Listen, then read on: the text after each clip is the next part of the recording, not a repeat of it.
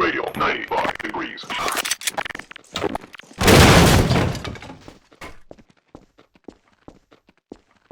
Suppress the target. Body bag holder.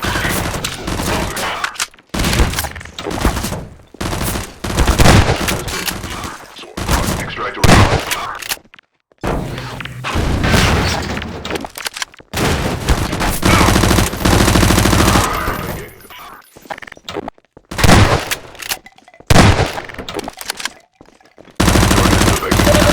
Moving in. Cover it.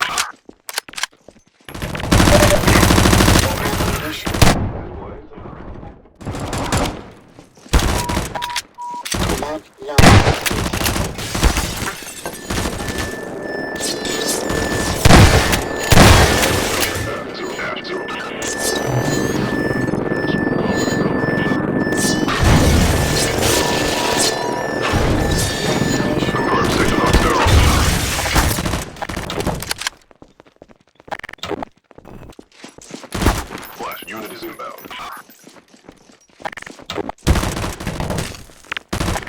Prosecutor.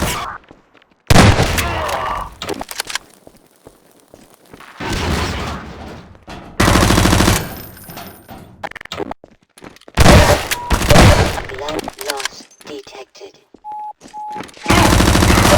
Medical attention. Warning. Vital signs critical.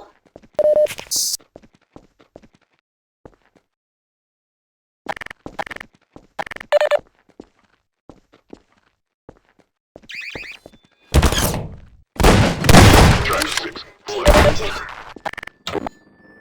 Record.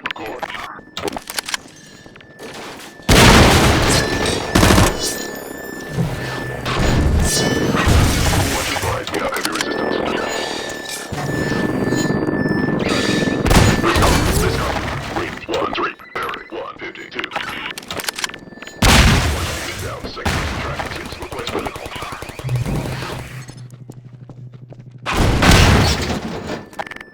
Tracker, unit of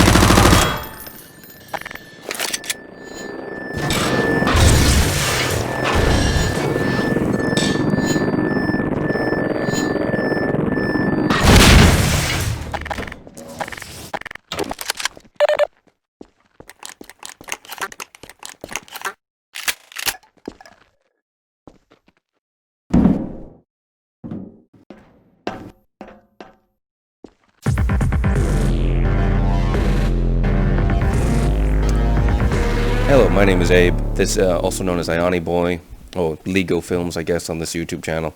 Anyway, I do some Half-Life 2 mapping in my free time, and I figured I'd walk through a couple of my levels I've worked on that I had never released, just because, and not that I didn't think they were good enough. I just really couldn't find a bigger picture to put them in. But I put a lot of work into it, so maybe you can learn something and see some cool stuff. Now, since you're not staring at a black screen the whole time, let me turn on some console commands real quick. Just to make sure that, you know, we have stuff to, we're not dead instantly, and I can talk about a couple things. Wait. Oh my god, I'm an idiot. I might have to restart this level. Oh well, okay, so, first thing you'll notice, I'll get this out of the way real quick, is this is using this mod, as you can see by the random text there, is using some custom assets. None of these are mine, except for the code, but the stuff like, I'll just give you a close-up of it, stuff like the models and things like that are all done by some really talented people. I just borrowed it, like this CSGO USP model and this UMP45, all really great weapons. One of the reasons I did this was I originally designed this level for vanilla Half-Life 2 Episode 2. And it was fun and good. This is also a really short level. It's like 3 rooms. It was fun and good, but it never quite hit that prime factor. I was running into some complications because Half-Life 2's combat loop is designed around having more than 4 weapons. And so these other ones weren't quite cutting it. On top of that, I was running into some, not edge cases with the AI, which I designed around to begin with, but I'll get into some more detail with that later. And then, so I had added these custom weapon models because I changed the handling. The SMG does more damage, which isn't really obvious there. Yeah, that was a really bad example. But yeah, it's more accurate. It has a stronger recoil. I don't know what he was doing. Same thing with the pistol. It's accurate for longer. I wanted it to behave a little bit more like its Half-Life 1 counterpart, which is why I did that. And then the nice thing about this model is the longer reload on the SMG makes you think a little bit more out of an encounter instead of having to spray and just, you know, let it reload. I also made the damage on the shotgun a little bit less. In retrospect, that wasn't really a... I don't know how I feel about that, but it helps the combat encounters last a little bit longer, and you can't just, you know, double barrel everything to death. I mean, you can, but it's not as effective as it used to be. Oh, well, some of the scripting's revealing itself. What else is there? Oh god, they're gonna kill him. No, maybe not. Okay, good. What else? Let me look at my notes here. Yeah, so that was just to make things a little bit tighter in terms of combat. I also that's all the... I had some other custom code. I was working on some other stuff for this project because I have a couple other levels within this mod branch that I've been working on. I made the AI for the Combine a little bit more responsive, which I'll show some more details of that in a second. Let me restart real quick and then dive into that. I should probably start talking about the level soon, shouldn't I? Okay, so the main idea behind this level... Oh, no. Hold on. God. No target. Oh yeah, and one of the reasons I decided to change the skins for these weapons was so that you could tell that they... look at them and know that they behave different. Like, see, the pistol ammo is actually different. It's normally 18. Yeah. And then, this is just such an awesome looking skin. I know it's not really close to how Half-Life 2... I mean, not Half-Life 2. Half-Life Alyx did, even though it's inspired by it. But man, look at these models. Okay, the hand's a little messed up, but you know. Brilliant work, the guy who worked on this. I'll link it down in the description, or at least give credit to the author. Yeah, so the idea behind this level was to make something kind of F.E.A.R inspired. I was watching an old level design video, which I'll link in the description as well. It's a really, really old video, but it's talking about some of the awesome stuff that F.E.A.R did with their AI and level design. And I was like, well, that's some pretty good level design principles. Let's try that out. And so I saw someone play through a let's play of F.E.A.R, and saw them do a sort of construction, under construction, renovation type office building. And I figured I'd give that a shot because, you know, Half-Life 2 has a bunch of textures like that, and I figured I could make some custom models of solid cover because there's actually not a lot of like waist-high cover, which I know that sounds kind of lame because of cover shooters and whatnot, but there's not a lot of waist-high cover in Half-Life 2 that's non-destructible. So I wanted to have these nice big wood piles for that, but that's beside the point. I also was experimenting with the idea of destructible cover, like this, to kind of create alternate routes that the player and NPCs can take through, and I wanted to use Combine soldiers because they throw grenades, and it's much more likely for them to cause some collateral damage. So I have my movements for my mouse are kind of jerky. I have a high sensitivity because I'm weird. I might put some gameplay of this level being played properly in here, and I'll have smoother mouse movement there. Anyway, I'm rambling on. So yeah, and so I was experimenting with that too. There isn't much of that in this level. But I also wanted to focus, because I like focusing on doing lengthy combat encounters, but with a small group of enemies. This entire fight, if I'm counting correctly, you fight about 5 soldiers. Which, due to some of the boosts I've made to their AI, it makes them last a little bit longer. But it still went pretty well in vanilla Half-Life 2. So some of these principles can still apply. Anyway, so I wanted to make the combat encounters a lot smaller and more intimate, but still be intense. And so I focused a lot on making smaller spaces while still giving players in the AI plenty of movement to move around. This actually ends up helping me out really well because I'm starting to experiment with Half-Life Alyx. And those combat spaces are a lot smaller as well, just because of the nature of VR. Anyway, let's get into some gameplay. Get this guy's script to start. No target real quick. So, one thing I really liked about this, okay, well, on hard mode they tend to throw grenades first, which they normally don't do that. I'm playing on hard, by the way, which I have guard mode on, there's really no point, but I like it because their AI is a little better. I like the idea of someone spotting you and then running away. My tough thing with these close environments is pulling players through the environment. And so the way I tried to do this here, okay, well, he's not exactly cooperating, but it's by having this guy pull back via a very obvious scripted sequence. And, you know, the idea is that he's alerted his buddies, and he's charging me. Okay, I fixed some of that with their AI. This is a little bit, that's something it's a chance roll for him to do that. That's why that happened. He's not that dumb. Don't worry, he's smart. I believe in him. He can do it. But, so trying to pull a player into a space is always very difficult with these kind of close quarters engagements. So I did that by having him retreat, and originally he went into this room and kind of, oh, he's going to blow himself up. Oh, nope.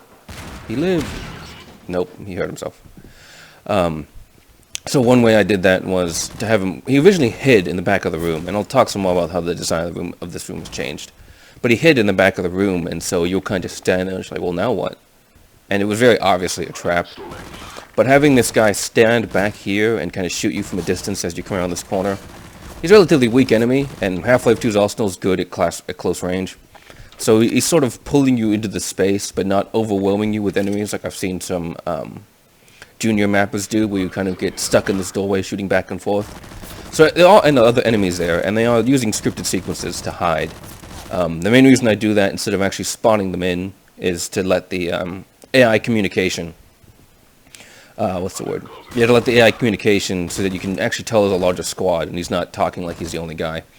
That's a really small detail, but I always like it when you hear the Combine call out that the last squad member, and they are the actual last squad member, so it's kind of like them telling you, hey, this combat encounter is almost over, get ready. Anyway, what is he doing? Oh, okay. Boosting the accuracy of the SMG also made the Combine more accurate. So these SMG guys will tear you to pieces if you're not careful, especially on hard difficulty. So let's enter this space and let the combat start playing out. So then the scripted sequence comes and they all burst out. One thing I really wanted to do in this was use multiple levels, because having a bunch of combat at the same level gets kind of boring. You know, you can just click on their heads and not really have to move around. By having some verticality, even if it's a little bit, in this case it's entirely on the floor, so it's a lot. But one, they have the height advantage, so they obviously last a little bit longer. Did you just throw a good? Oh, okay. So they obviously last a little bit longer. And so I was designing that, and I like this sort of bowl idea, so that you could be fighting over here and potentially get flanked by someone behind you over here. It just gives them a lot of opportunities to flank you, while still staying at a distance. And then these little, what are they called? Under construction walls also provide not some slight cover, meaning you have to aim well in order to hit the guys up there. And they act almost like fences. And if you've seen some of Jim Partridge, he does some great commentary. Most of it's a couple years old by now. But he talks about how much he loves fences, and this is sort of like a ghetto fence essentially, because you can still throw grenades and stuff through it, but as a player you can't physically walk through it. Thank you, dishwasher. I appreciate that. Was that my ice machine? I don't know. Anyway, let me talk about some of the AI improvements real quick. For one, I changed their flinch behavior. So if you shoot them, okay, no, they're not playing along. But I changed their flinch behavior so that any weapon can make them flinch when it does enough damage over enough period of time. Heavy flinches. There's two types of flinches in Half-Life 2. It's a long discussion that I'm not going to get into. But basically, making them flinch more allows them to interrupt their schedules a bit. So when that guy was charging me, if I had shot him enough, he would have stopped. On top of that, there's a slight delay normally when they take cover. I removed that, and I also got rid of an edge case where if you interrupt their run to cover, okay, all these guys are really sticking close to their guns. Let me see if I can do it with this guy. Take cover. Okay, he chose a good piece of cover. How about you? Take cover, take cover. Yes, you. Nope. Okay, how about... Yeah, melee me a little bit. You see that right there where he goes to reload? If he wasn't reloading and I actually shot him and he took cover, there's a fallback case where they charge me. That's mostly meant for shotgunners, and it's a really dumb fallback case that... wow, I am being shot a lot. It's a really dumb fallback case. So I decided to not get rid of it, but I made the conditions that trigger it a little bit more specific to shotgunners. Because what the AI will now do is the moment you break their cover, they'll pause for a second and then recalculate and try to find a new piece of cover, if that's what their AI decides to do. They essentially go back into their base schedules. It's kind of complicated, but it makes them more responsive, and it gets rid of that case where they charge you. Especially in these close quarters, it's a little bit easier to do in more open environments, but especially in these close quarters, I designed the node graph so that really wouldn't be much of a problem, which I'll get into more detail about that later. But yeah, I'm going to kill one of you. Okay, or just make you take cover. That's what I'm talking about with the shotgun. See, on a normally that would have killed him. What was I saying? Oh yeah, but I just kept running into so many edge cases, and I hated having to kind of really finagle things to make sure that never happened. So I just fixed that.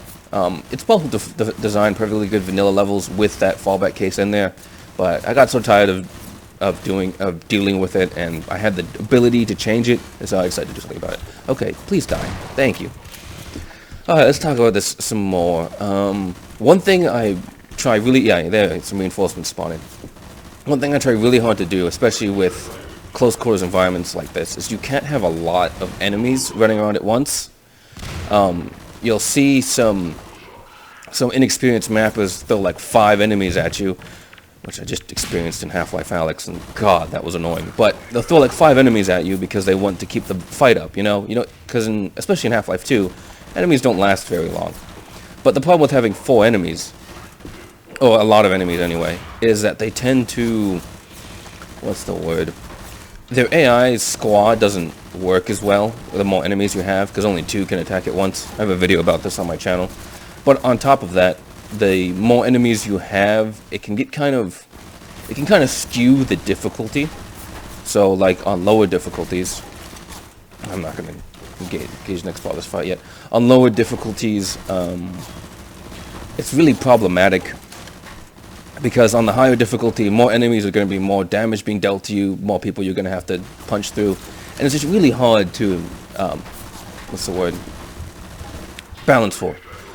By having small numbers of enemies, but having them get reinforced in clever ways, either through a constant stream of reinforcements or through waves. In this case, it's a constant stream. Well, it's only one guy. Originally, there were more, but as I worked on this level, I found it was more fun with the smaller number of enemies.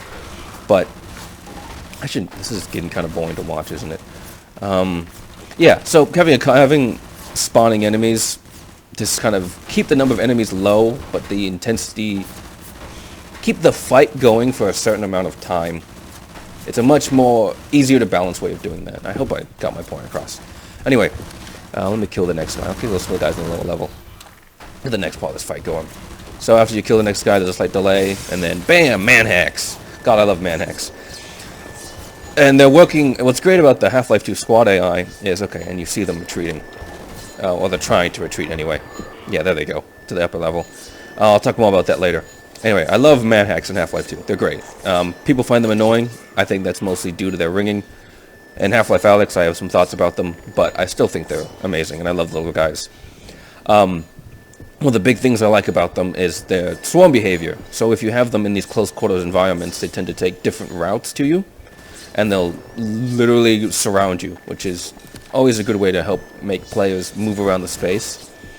They're almost like homing grenades in a way, except, they don't kill their allies. Well, okay, they can if you use them as a chainsaw. Or you miss and whiff it. But they're also bullet resistant, so it kind of encourages you to use different guns. Like, you could totally use a pistol if you wanted to, but auto aim's turned off and I can't shoot well. What are you doing down here, buddy? You're supposed to be upstairs. Anyway, yeah, the AI doesn't always behave. That's not exactly a bad thing, but makes cool and unexpected stuff happen. But anyway, man hacks. Yeah, so they're neat. They're awesome. They're a great way to add variety to a combat encounter, because shooting Combine can get really boring really fast, because you're just clicking the trigger and spraying wildly. They make you change up your tactics. You notice this a lot in the canal levels of Half-Life 2, because you kind of consume your ammo for a little bit of the fights, and the crowbar is your only good way to deal with them. I mean, the SMG kind of works, but you don't have the shotgun, you don't have the gravity gun yet. So, They're a great way to make you have to use different weapons, almost like a Doom dance in a way, where every weapon has its own purpose. But in the case of Half-Life 2, a lot of the times it's certain weapons are better against other enemies than others. The SMG is actually really great against fast zombies. I found this out a while ago, which more on that perhaps in another video. Anyway, yeah. So man-hacks great. They also allow me to act. They almost act as what's the word? It's a military term. Might? No, it's like an aircraft carrier. Anyway, they act as force projection. That's the word. So they make the other soldiers last longer because you're dealing with essentially drones and cannon fodder. Even though the soldiers of Half-Life 2 don't really have a dedicated cannon fodder class, man-hacks come pretty close. And also from like a logical standpoint, you can use less soldiers the more man-hacks you have, because they're not as important. So yeah, these soldiers retreating. Let me deal with them real quick. Nice. Yeah, something's up with these ragdolls. I don't know what the guy did with the programming of them. I tried to fix it, and it just got worse. But they tend to, like, really crumple up, and that's a very feminine pose, dude. Rocket. Okay, anyway. Where was I? Oh yeah, and you probably heard in the distance there's one soldier left, and I'll get more onto that later. But, I used some subtle scripting to have them retreat upstairs. It's all AI-driven, because I'm using hit groups. Maybe I should show the node graph, actually. Yeah, I shall connect.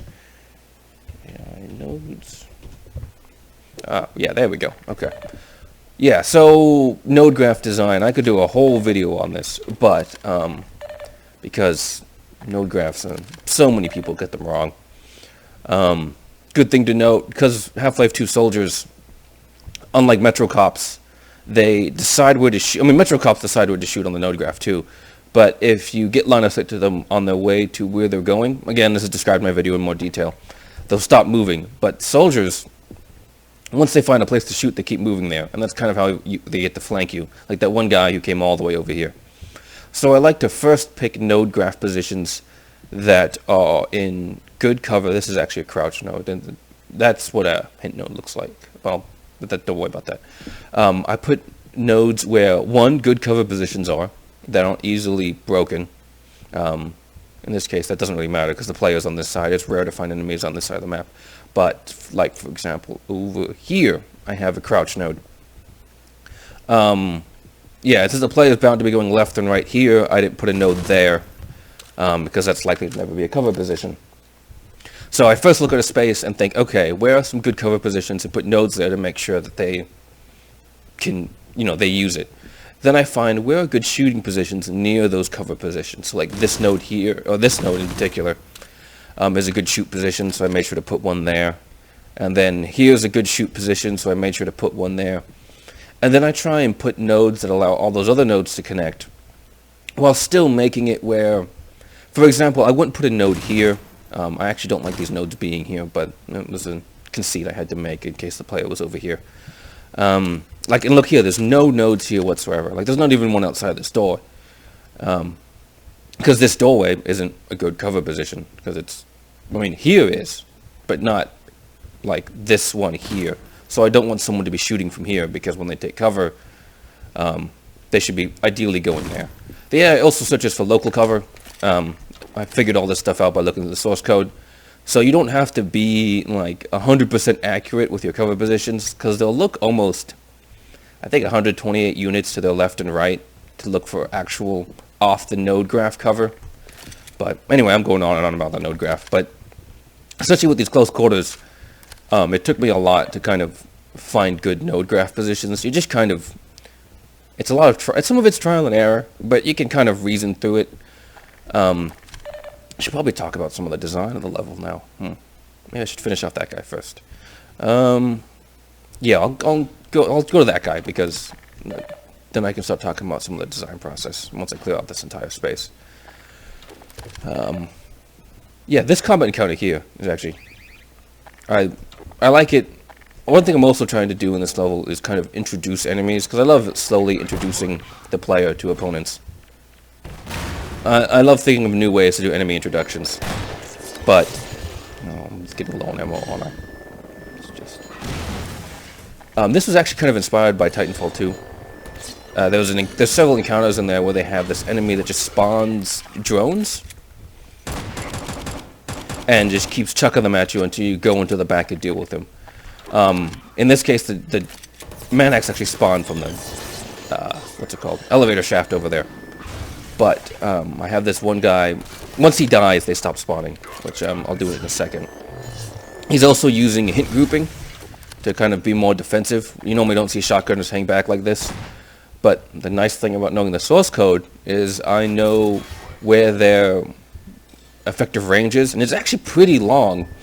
They don't always charge you. Occasionally, if their AIs, if the conditions are right, they'll hang back at their max range, and it's actually like 500 units. So, okay, maybe she can shoot me from there. Yeah. Again, this is what I'm talking about with the node graph. See about these sight lines? I'll talk a little bit more about the design of that later. But he also throws grenades, so it kind of makes you panic, occasionally kills Manhax, and gets you into this turret's line of fire. Turrets are great, for the same reason Manhax are. They force you to change your tactics. Oh, he almost got completely killed by that. I can get that to happen. Come on, come on. Yeah. Oh. Oh yeah, I'm also using a Revoice Mod made for M-Mod. I changed some of the more personal lines, stuff about talking about revenge and, I don't know. I just got rid of some of those lines, and also changed the death sound, because I didn't like the one they currently had. Yeah, so he charged me there. That's again, that's their AI deciding what to do. If I had left the room when he finished charging me, he would if he needed to reload, he'd likely fall back to his hint group in the back here. I haven't even talked about the retreating guys yet. Oh, we'll get into that. And then this turret. Great. Okay. Yeah, so I like this encounter because it's sort of like the final defense. This is the last combine in this encounter. And he's a shotgunner, so you have to be a little bit careful about how you shoot him. But these really narrow sight lines means that it's easy to control. How do I put this? If you can shoot him, it's likely he can shoot you due to the very narrow sight lines. And then this sloped wall and kind of this hallway as well and the raised ceiling makes it very easy for him to throw grenades down this corridor, and it kind of forces you back. And then on top of that, you have the turret providing some extra covering fire. Using turrets in soldier encounters are great, especially when you have a defensive line set up. In more open encounters, where let's say if I could flank around and stuff like that, they're less good. They also do a lot of damage if you're not careful. So giving a player enough time to notice them and realize the threat and figure out what their sight lines are. This is also the rare instance where I use the destructible walls to good effect. This wall over here was originally destructible, but I made it destroyed so the AI can move around this upper floor better. I'll talk a little bit more about that in a second. But yeah, and so it was inspired by that sort of Titanfall 2 thing. We have an enemy that just spawns Manhax or drones or whatever, and you really need to kill that guy, or else he's just going to keep throwing drones at you. The ordinals, or captains, or officers, whatever you call them, in Half-Life Alyx, function a similar role, and I love it. It's great. It adds so much more to the combat loop, and it makes you sort of do that Doom-style prioritizing of targets. In this case, it's kind of, what's the word? It's not, you don't know he's spawning Manhax because there's no real mechanic for that. In this case, it's just sort of the Manhax are coming to flush you out, and make this one shotgunner last a little bit longer. Like I said, Manhax are great. Don't overuse them, though. The swarms of 4 or 5 Manhax can get annoying, and I know some players hate them. So, like, if, for example, originally in this fight here, I haven't had many people play test this. I think I've had some friends do it. Oh, that's it. Oh, no, that works. Okay. Sorry, that node graph looked weird. Let me turn that off. Oops. Man, I'm rambling on. I thought this was going to be quick. Originally, there were 4 Manhax that spawned, but that just was too much, so I narrowed it down to 3. Oh yeah, so this level. One of the big things that I wanted to do with it was create interesting sightlines. I was watching a developer commentary update thing for a VR game called Hotdog, Horseshoes, and Hand Grenades, and this is kind of what inspired me to make this video, which I will link down in the description. I make a lot of references, wow. Anyway, was that, this is a really old map, by the way. This actually came out before Half-Life Alyx. Oh, I worked on this before Half-Life Alyx. was interesting sightlines. So you look at this space and ask yourself, where could enemies be? Well, they could be there, they could be there, they could be there, they could be all around here, but you know, they could be there, or there, or there, or there. And when you're shooting at them, because of the layout of cover, for example, with this waist-high stuff is the easiest way to notice it. If I'm fighting a guy here, I'm only going to be able to shoot parts of his upper body and his head. The SMG, especially because of how inaccurate it is, see half the shots are even hitting the waist-high cover. And then you got these windows over here. I can show an example of this in one of my really early levels that I entered into a competition. The first version of the level had no windows, like literally no windows except for the main building. And it was good, it was decent, worked well, you know, it ranked pretty high on the competition. But as I was designing it, I realized by adding more windows and opening up the space a little bit more, so you still had cover, like you still have solid pillars like this and walls like that, and in here is a great cover spot, but you have very long sight lines, so someone can shoot you from here, someone can pop around here and shoot you, someone could take cover there. It's just very varied and interesting.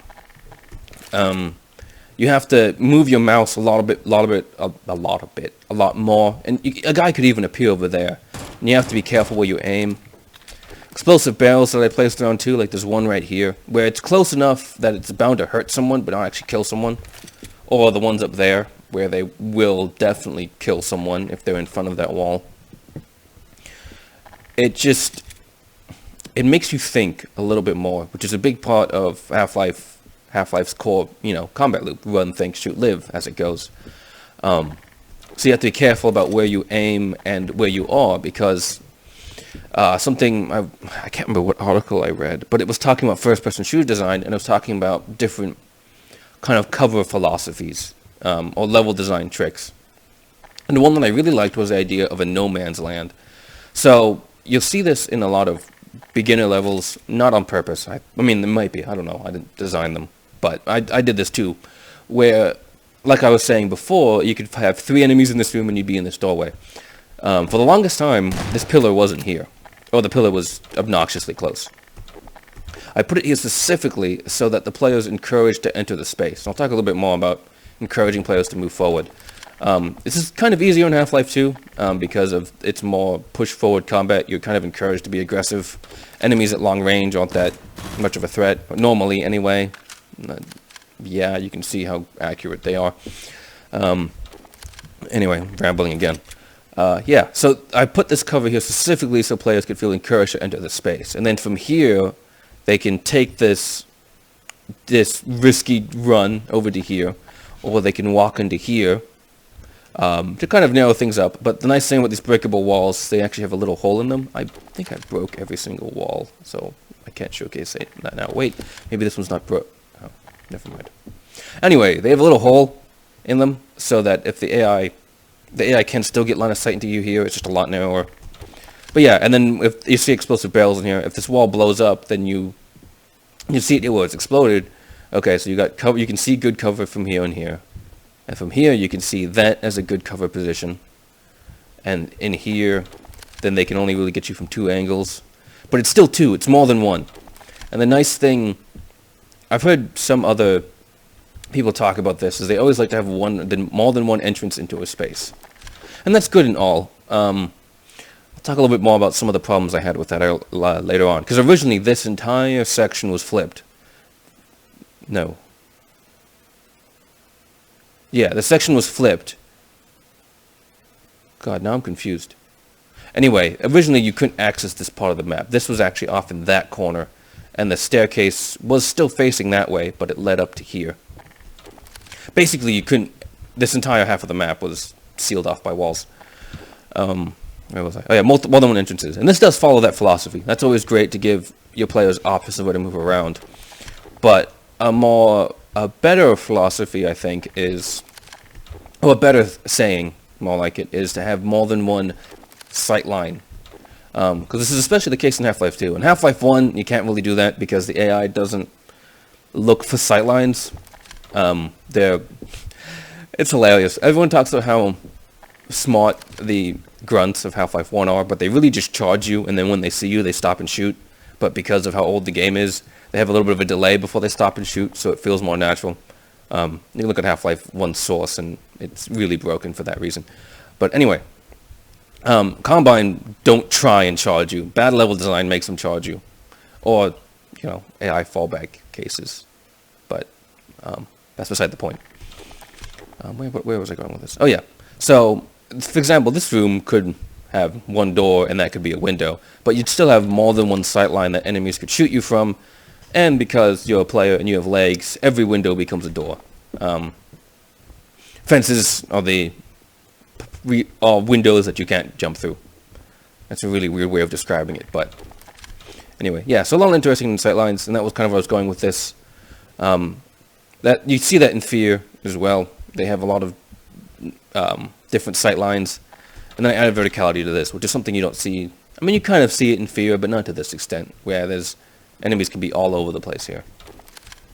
Oh yeah, and then this process here. Originally, this was a lot more linear. This was a destructible wall. This entire space was on this corner of the level, and this staircase was over here. This fence, I'm going to call it a fence because I don't know a better word for it, trusses, I guess, was over here, so that the NPCs could still flank you, but you couldn't actually use that. And it was well and good, but I found it kind of annoying because every time I was fighting the enemies, I would always go to this little room here, which is great, but I don't like doing the same thing every time. This way you have more options, and it also allows you to access the upper floor easier, because, I mean, in a hectic firefight, you might not notice this ladder. But if you're paying attention, and you're being smart, you may notice this ladder, and while you're getting surrounded, you're like, oh, I can get to the top level and then get the high ground. Or you may accidentally wander into it while going through this door. Who knows? Anyway. And so that's kind of why I did that, so that the player could access upper floor quicker. Originally I didn't do that because I was having enemies spawn through that door, and that got kind of... I didn't want them to see people spawning, and I wanted it to be more of a linear experience. But I realized by having both entrances on this side, and after I opened this wall up, the player essentially ends up at the same place, no matter which entrance they take. They both end up in... They both lead to this sort of area, and with the direction you come off the ladder, you're kind of encouraged to go this way anyway. And so that's all. You're now in the middle of two sightlines, so enemies could come from over there and over there, so you have to watch your corners, be careful, etc. Yeah, and then this space up here, which I actually really like this space. You don't end up using it a lot, but it's got some really solid cover, and it's always cool, especially with these, these awesome looking skins when they are standing in this doorway and the light hits them, and they're like highlighted in silhouette. Which lighting, oof. I'm not a good lighting guy. I won't talk about it, but it looked cool. And when I put that light in there, it was easy to identify the opponent, and the skins just made them look cool. So, yeah. Anyway, oh yeah. I have a lot of junk scattered around. You don't see it as much because most of it's broken. But Half-Life 2's physics are great, and the gravity gun's amazing. I like giving the player the opportunity to take advantage of it with a lot of smaller props. With a lot of things like crates in this, it's great, but it's kind of clunky because you run into doors and stuff, and it's almost always an insta-kill on an enemy. Man, I am talking a lot for such a small level. I put a lot of thought into this, so hopefully someone's getting something out of this. So you see this in Half-Life 2 Episode 2. They use a lot of smaller props, like these saws and stuff like that, for you to use as weapons, so that it's not as clunky blocking up your field of view. And it's also nice because it will cause them to flinch for a second, giving you a bit of a reprieve from their attacks. And with these smaller props like this, you're not likely to do a lot of damage. But you can still do some, and I bet a skilled player could kill a Combine with a cone. But it's engineered to make the Combine last longer. And having so many small props around, it was actually kind of funny when I found this out. The AI, when it misses someone, because it's all a hit scan, it knows when it's going to miss when it shoots. The bullet will actively kind of travel to a prop nearby. So if, let's say, a Combine's shooting at you over here, and he knows he's going to miss you, his bullet is going to hit that instead. And so it's just so much cooler when bullets go flying by, and you see like the bottles and cones getting knocked around by the bullets or explosions. There's not... Half-Life 2 doesn't have a destructible environment, but all these little physics details helps make it, I guess, more surreal, but makes it feel like you're leaving more of an impact on the space. Like, I mean, look at this. This room was perfectly clean, everything was relatively organized, and now we're done, and there's... Okay, most of that's my blood. But, you know, that crate's destroyed, this barrel's knocked over, these cones all over the place, the bodies are over the air, walls have been blown up to pieces. It's like looking back at the carnage, and you're like, yeah, I've been here, I've did this. Kind of giving players that agency and ownership. Okay, and then the retreating combine, I said I'd come back to this. So it was like I was describing before, it's really difficult, especially in these close quarters environments, when you have sort of a hall, corridor, room situation, which I don't, that's a dirty word, but it's so true for when levels are designed that way. So trying to get players to move into the next room naturally without creating a break in combat. Alyx struggles with this a lot. The game, not the person. God, it's going to get confusing to talk about. But anyway, man, this is getting really rambly. So I use this one combine here to kind of draw you into the space. The reason I have them retreat backward, while also making them look smarter. Another reason I opened this up so it was easier for them to retreat because of the way their cover schedules work and complicated AI stuff. Don't worry about it. But yeah, where was I? Okay, yeah, so I have them retreat back. They retreat back to a hint group that's sort of in a C shape from here to here. I should probably show the nodes again. Yeah, they fall back to this hint group. Okay, maybe that's not part of I think that's part of it, yeah. They fall back to this hint group. And the reason I do this is because this is where the next combat encounter is. So the player has to sort of chase into them because of the positioning. They're up here with a good position. You can shoot them from here and maybe take out a couple, which I think I did in this case. But to really get them out of that well-defended position, you have to kind of flank them around the sides. And with this giant pit in the middle, you're sort of forced to flank them from the left or right. But yeah, that's why I have them retreat to this really good position. And then again, the fences come in handy here because it's harder for... I mean, granted, even if there wasn't a fence here, it'd still be difficult for a player to get up here. But anyway, I digress. Yeah. Well-defended position. Player has to come in and kind of flush them out. And then that naturally, by the time the encounter's over, they'll naturally be up here. And if the AI is smart, which it typically isn't, you'd also have guys back here. They don't typically make it that far. They tend to stick in this area just because the cover is so good. But yeah, so that kind of pulls the player up here. Another way I can kind of control this combat engagement is because of enemies. The reinforcements, it's only one guy. Used to not be. Spawn from around this corner. And just due to the layout of the space, even if I didn't have them retreat, the fight would still kind of naturally progress where you're pulled up here, because as reinforcements spawn, unlike the guys down there, all the good shooting positions for you are up here, so they naturally won't advance down to the bottom level unless you're like camping hard or something. So they'll, without the scripting, they'll also naturally be more guys up here on this top floor and encourage you to go up there. Anyway, yeah, so that kind of pulls the player forward. And then the lighting takes over at that point, and you're like, oh, I'm going to go this way. You also might hear the shotgunner calling out that he's the last guy in the back there. And then you'll also be like, okay, there's more enemies over here. But yeah, that's just kind of me trying my hardest to keep the number of enemies low while still helping players move forward. You'll see this in the Nova Prospect levels a lot with the Antlions. They'll do something similar, where they'll have a constant stream of enemies coming out of a door. Not literally constant, you know what I mean. Well, they'll have reinforcements coming through one doorway, and as you progress, the enemies will kind of not pile up, but they'll just do the natural layout of things. They'll tend to stick around that doorway, and so you're kind of pushed forward, and because you're using antlions at that point, you need to get close enough to throw your bug bait, and they'll kind of just naturally pull you into space. Here again, similar thing. The shotgunner and what's it called? Turret sort of function as almost like a suppressor in Half-Life Alyx. That's a really bad example. Or a mounted gun, like you see on the Nova Prospect beaches. They're sort of back there, and you can't do a whole lot from here. I mean, you can if you have grenades left over, which there aren't a lot on this level, or you're good with physics. But yeah, you can't do a whole lot from back here, and so they'll kind of standing at the back, tempting you to come forward. Like, come on, hit me. I'm over here. You won't. That's the best thing I can think of saying that. Oh, there we go. Yeah, see, there's this door. This one's not completely destroyed. There's a little hole here that's made with a breakable wall. Yeah, so they again pull you into this space, and the manhacks, at that point you know they're over there, so when the manhacks push you out, and you just see them chucking grenades and not really advancing on you, you know you need to go over there and deal with that problem. There's also no other way to go. So it also, this is something I borrowed from multiplayer design. You see this a lot with objective game types, where you start off in a very open space. It's very like kind of circular arena style, and as you move up to your objective, the spaces get narrower, and so that the player and enemy density has to get, I'm gesturing with my hands, so the player and enemy density gets tighter because the space is so much smaller.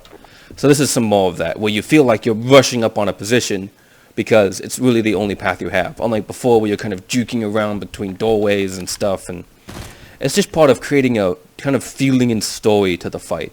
These nodes and stuff are getting annoying. Something I always try to do, especially in Half-Life 2. In Alyx, I'm still learning the tools and how the AI works and stuff like that.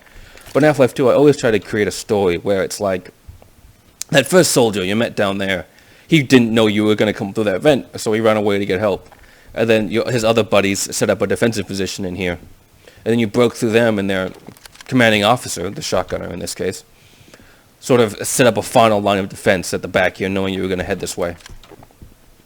I always like creating this sort of narrative of how the enemies go. You'll see this in my level, well, the few levels I released. Local Motive, which actually was pretty popular, surprisingly.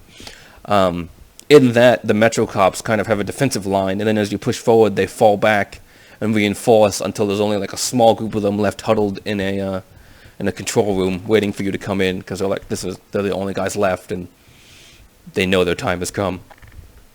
You see this in Halo 3 specifically, in the way they design their encounters. I may have lost that presentation somewhere, but they talk about it, where they sort of have these segmented encounters. It's something that's really more handy in larger combat encounters, but you can still use it in smaller ones as well. Alyx does this a little bit with the way it uses suppressors and ordinals. But yeah.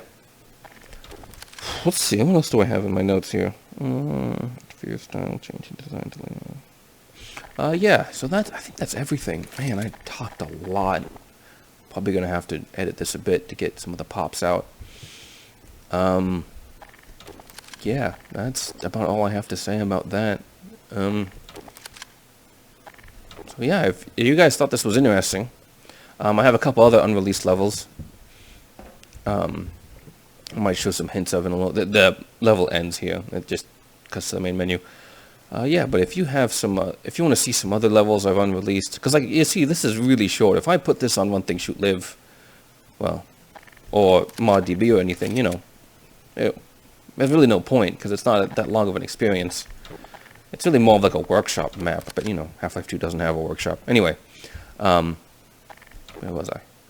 Yeah, so that's one of the reasons I never released this, and I held on to it because I like a lot of the ideas, and I thought maybe in the future I'd expand upon them or maybe use them somewhere else. But I had a lot of fun making this and playtesting it and kind of figuring out the AI of Half-Life 2. Which, again, this is all for Combine, which is one of the most fascinating things on Half-Life enemies, is that it's not just one faction you're fighting the whole time. This would be entirely different with antlions or even zombies, but I digress. So I'm just gushing a little bit about Valve's design and how inadequate I am compared to them. Anyway, yeah, so I had a lot of fun making this. I wanted to share it with people because I had no better way to do it. If anyone wants the level, I could probably send it or personal message it to you, or at least send the VMF so you could mess around and see some of the scripting I do. It's nothing too fancy. I've done way fancier scripting setups than this, but I tried to let the AI do as much as it could in this fight on its own. So I tried to keep the scripting very hands-off in this case. Oh yeah, I was going to talk a little bit more about the Manhack Squad AI. Whatever. I'm going to talk more about that in another video. Anyway, so yeah, thanks for watching. If you want more, let me know. And in the meantime, this is where I get off.